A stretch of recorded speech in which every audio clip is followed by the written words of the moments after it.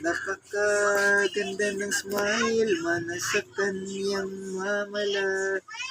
Sobrang pogi at ang ganda ng mata. Kulay brown katulad ng mama niya.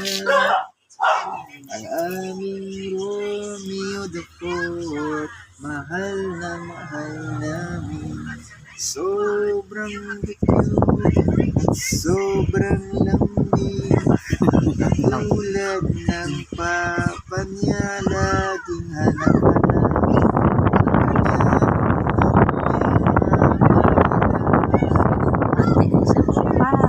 ang gusto niya laging katabi katas ng mama niya.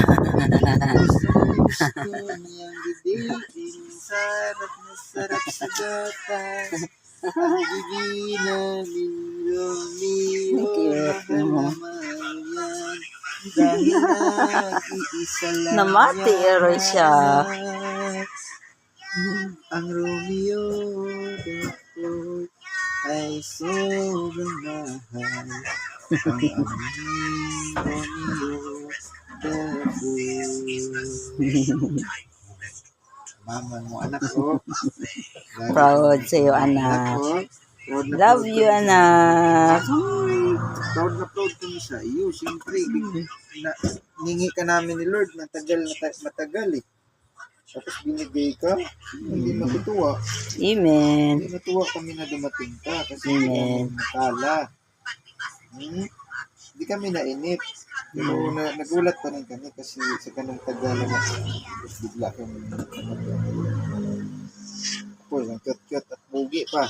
Oh, bonus yan. Matuwa. Mabait pa. Love you, na. Mahal.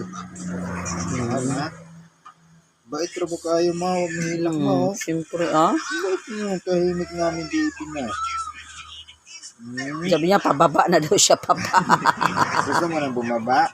Ibaba mo na lang kaya siya, papa. Diba? Pero yung unan, di ka tanggalin? Hindi, tanggalin mo kay init. Oo nga. Ika na. Pwede na naman. Ayan na lang kay... Basta itaas mo lang siya, papa. Na.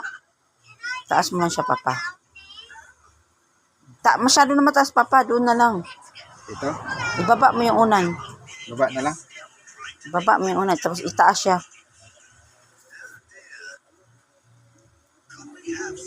Ako na ning kuhaan sa unan?